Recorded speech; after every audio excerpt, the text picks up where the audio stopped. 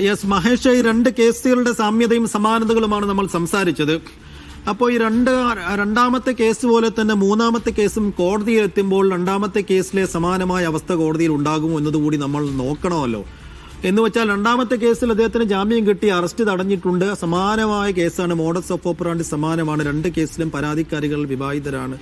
ആ നിലക്ക് ഉഭയകക്ഷി സമ്മതപ്രകാരമുള്ള ലൈംഗിക ബന്ധമായിരുന്നു. പിന്നീടത് ബലാത്സംഗ പരാതിയായി മാറുന്ന ഘട്ടമൊക്കെ ഉണ്ട്. അപ്പോൾ നിശ്ചയമായും രാഹുൽ മാങ്കൂട്ടത്തിൽ പറയാൻ പോകുന്നത് പീഡനമല്ല നടന്നത്, ഉഭയകക്ഷി സമ്മതപ്രകാരമുള്ള ലൈംഗിക ബന്ധമാണ് എന്ന് കോടതിയിൽ വീണ്ടും അദ്ദേഹം പറയും. അഭിഭാഷകരുടെ നീക്കം നിർണായകമാണ്. അപ്പോൾ ഈ രണ്ട് കേസുകളുടെ സമാനതയ്ക്കൊപ്പം മൂന്നാമത്തെ കേസ് കോടതിയിൽ എത്തുമ്പോഴും എന്താണ് സംഭവിക്കുക എന്നതിന്റെ ഒരു സാധ്യതകളും സൂചനകളും നമുക്ക് എന്തൊക്കെ പറയാൻ പറ്റും മഹേഷ്?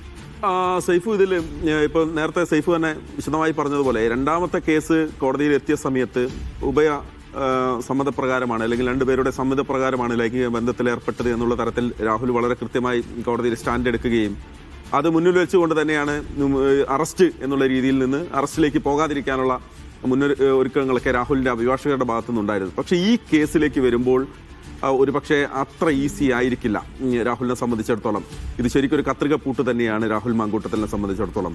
അതിലേറ്റവും എടുത്തു പറയേണ്ട കാര്യം എന്ന് പറയുന്നത്, ഒന്ന്, പോലീസ് ഇത് ലീക്ക് ആവാതിരിക്കാനുള്ള ഒരു ശ്രദ്ധ പോലീസിന്റെ ഭാഗത്തുനിന്നുണ്ടായത് നേരത്തെ ഉണ്ടായ കേസിന്റെ ഒരു അനുഭവം, അല്ലെങ്കിൽ രാഹുൽ പോയ വഴി ഒരു അനുഭവം പോലീസിന് മുന്നിലുണ്ട്. അവരത് FIR ഇട്ട് നേരെ കോടതിയിൽ ചെന്ന് നിൽക്കുമ്പോൾ അതിന് മുൻപേ തന്നെ രാഹുൽ ഒരു മുഴം മുന്നേ രാഹുൽ ഓടിയിരുന്നു.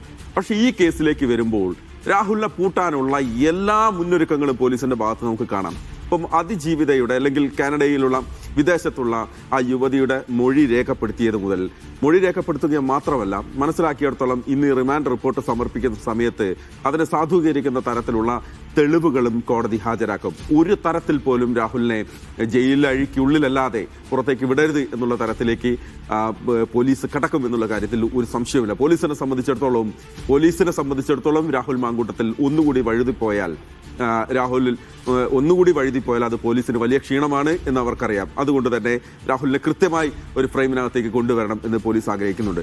ഈ കേസ് രണ്ടാമത്തെ കേസിൽ നിന്ന് വിഭിന്നമാക്കുന്നത്, ഈ കേസിനകത്ത് ക്രൂരമായ രീതിയിൽ രാഹുൽ ശാരീരികമായി ഉപദ്രവിച്ചു എന്നുള്ള മൊഴി ഒന്ന്. അത് ഇപ്പോൾ സമ്മതപ്രകാരം രണ്ടുപേർ ലൈംഗിക ബന്ധത്തിൽ ഏർപ്പെട്ട് കഴിഞ്ഞാൽ ശാരീരികമായി ഒരാളുടെ ഉപദ്രവിക്കുക, മുഖത്ത് തുപ്പുക, അടിക്കുക എന്നുള്ള രീതിയിൽ ശാരീരികം ഉപദ്രവിക്കുക തന്നെയാണ്. അതൊന്ന്. രണ്ടാമത്തത്, ഈ കുടുംബത്തെ ഇല്ലാതാക്കുമെന്ന് പറഞ്ഞിട്ടുണ്ട്. അതൊരു മൊഴിയുണ്ട്.